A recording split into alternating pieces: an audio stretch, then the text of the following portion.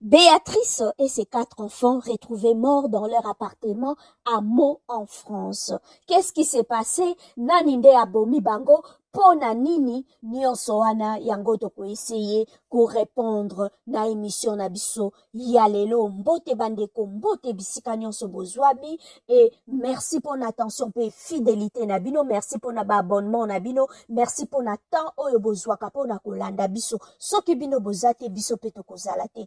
Ndeko o nano s'abonner te, en tout cas o s'abonner et kosala malamu mingi. Merci en tout cas. Ndandeko sango o eza ya pasi pe mawa. Sango ya pasi pe mawa mokolo ya le 24 poto koma le 25 topé na moment o tobandaki biso nyonso tozalaki en famille, entre amis, entre proches, tozo ko partager moi et loko toza ko partager ba moment pona ko passer réveillon na biso ya Noël. Eh bien na ndako ya ndeko na biso ya mwasi Béatrice kuna drame e baki na ko salama.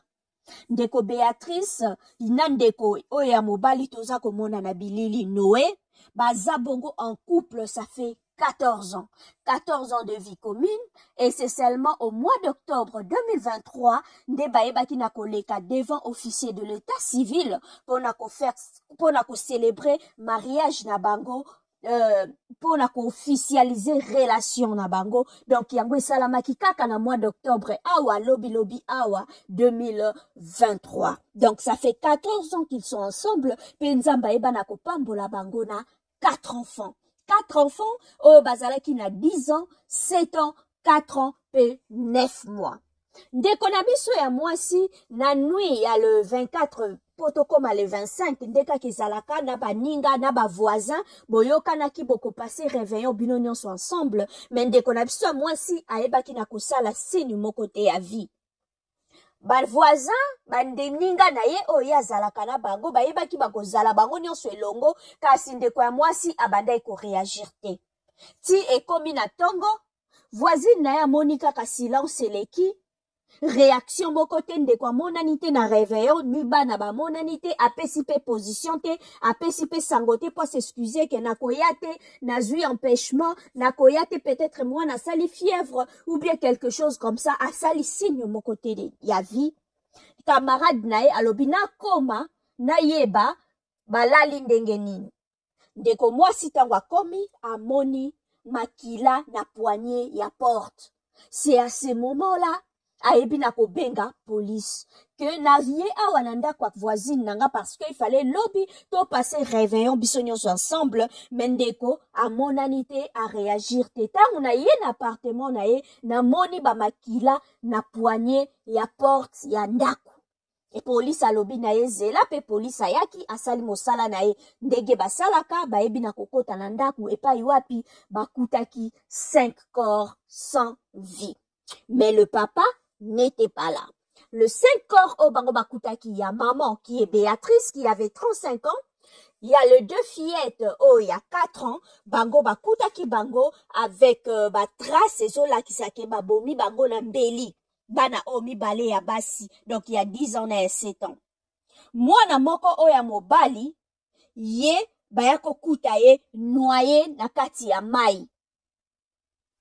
Oyo ya bébé batali na nzoto, batali e bien ya bébé azalaki na trace moko te ya violence ni pota na nzoto. Ya bébé azalaki mobimba mais ya kokufa. Ba policier bayebi ko conclure que sûrement oya bébé bayebaki na ko étouffer. Pendant ce temps, le papa nandaku azate. Alors, c'est à partir de vidéosurveillance, il y a ville, il y a mot, PGO, localisation, il y a téléphone portable, il y a Noé qui est le papa, ndeba yeba ki nako retracer pour nako yeba aza wapi précisément, parce que nandaku mukolango ye papa tango ba policier bayaki azala kite, donc déjà akimaki. C'est ce qui s'est passé, et police tango ba retracer parcours nae ba eko retrouver monsieur Noé qui avait 33 ans, et pas ya papa nae na bongo na mboka Savran, et pas wapi bakendaki kokuta e kuna baebi na kokanga ye pe baebi na komema ye na garde à vue. Donc yangonde sango oya pasi to ana ona tongwa lelo.